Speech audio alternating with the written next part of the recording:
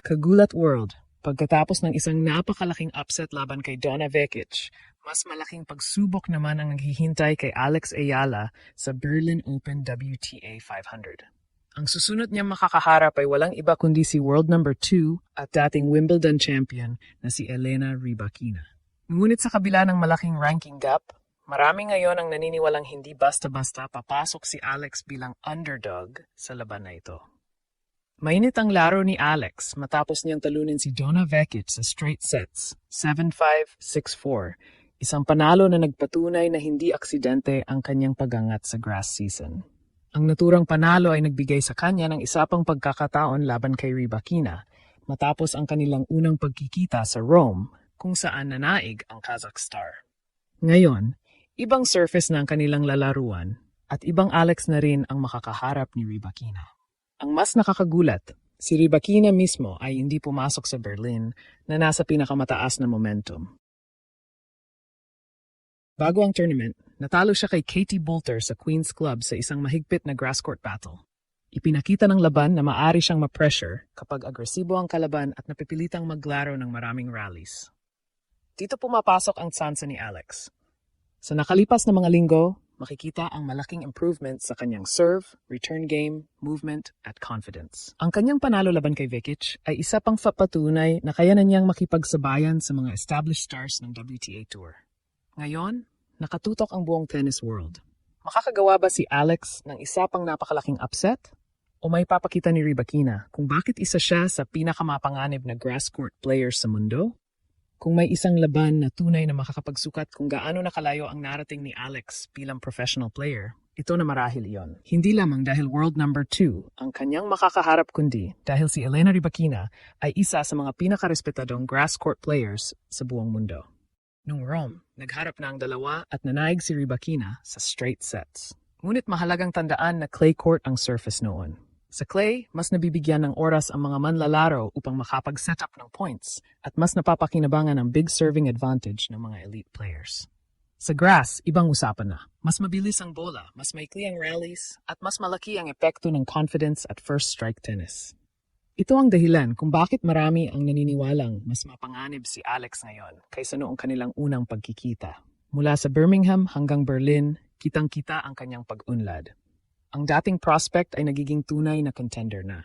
Hindi na siya umaasa lamang sa consistency. Kaya na niyang magdikta ng puntos gamit ang kanyang forehand, mabilis na court coverage at agresibong returns. Sa kanyang panalo laban kay Donna Vekic, malinaw na nakita ang maturity ng kanyang laro.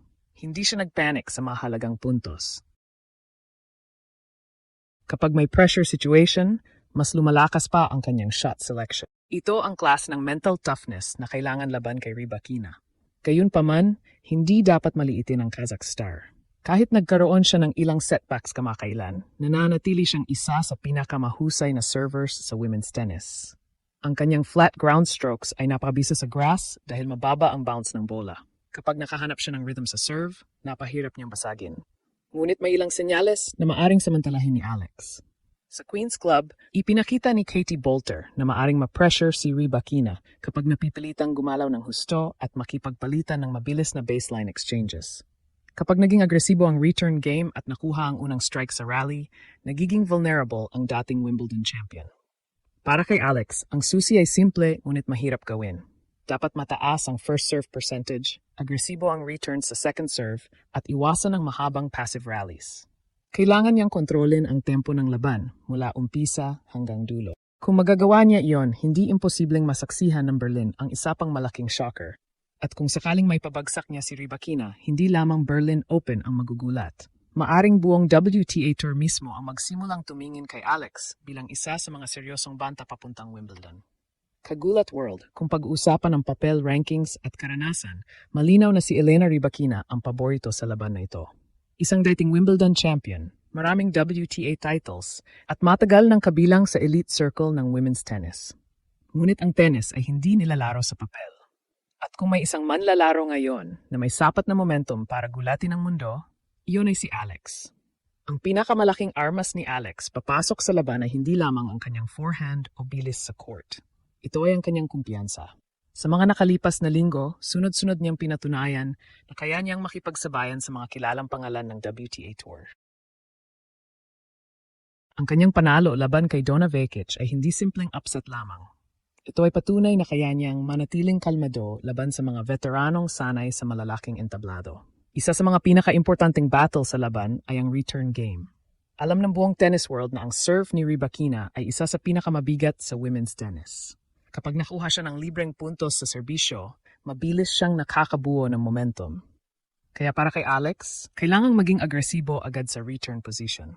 Hindi niya maaring hayaang maging komportable si Rybakina sa baseline. Mahalaga rin ang movement ni Alex. Isa sa kanyang pinakamalaking improvements ngayong season ay ang mas mahusay na footwork sa grass. Ang dating surface na itinuturing na hamon para sa kanya ay unti-unti nang nagiging isa sa kanyang pinakamalalakas na sandata. Mas mabilis siyang nakakabawi sa depensa at mas maayos na siyang nakakagawa ng transition mula depensa patungong opensa. Kung mapipilit ni Alex Rybakina na gumalaw pa kaliwat pa kanan, maaring mabawasan ang pagiging epektibo na malalakas nitong ground strokes. Dito magiging mahalaga ang paggamit ng iba't ibang shot selection gaya ng slices, angled forehands, at occasional drop shots upang guluhin ang rhythm ng world number 2. Isa pang dapat bantayan ay ang mental battle. Sa maraming pagkakataon, nakita natin na kapag nakakakuha ng maagang momentum si Alex, lalo siyang nagiging agresibo at kumpiyansa. Samantalang kapag nakakaramdam ng pressure ang mga top players mula sa isang lower-ranked opponent, minsan ay nagsisimulang pumasok ang frustration at overhitting. Ito ang sitwasyon na gustong maabot ng kampo ni Alex. Ang gawing dikitan ng unang set, ang pilitin si Rybakina na maglaro ng mahabang pressure points, ang iparamdam na hindi ito magiging ordinaryong round of 16 match. At huwag nating kalimutan ang mas malaking larawan. Ang Berlin Open ay isa sa pinakamahalagang preparasyon bago ang Wimbledon. Ang bawat panalo rito ay may kasamang ranking points, confidence boost, at psychological advantage laban sa mga susunod na kalaban. Para kay Alex, ang isang panalo laban sa world number 2 ay maaring maging isa sa pinakamalaking resulta sa kasaysayan ng Philippine tennis. Sa ngayon, hawak ni Rybakina ang advantage sa experience, ranking at accomplishments. Ngunit hawak naman ni Alex ang momentum, confidence at walang takot na mindset ng isang rising star na wala nang dapat patunayan. At habang nakatutok ang buong Pilipinas at unti-unting napapalingon ang international tennis community, isang tanong ang nangingibabaw. Handa na ba si Alex gawin ang pinakamalaking pahayag ng kanyang career? Kapag nag-click ang kanyang serve, return game at aggression sa baseline, hindi imposibleng mangyari ang isang bagay na ilang linggo pa lang ang nakalipas ay tila imposible isipin. At kapag nangyari yon, hindi lang Berlin ang gigimbal. Buong WTA Tour ang mapapatingin sa isang Pinay na unti-unting binabago ang hierarchy ng women's tennis.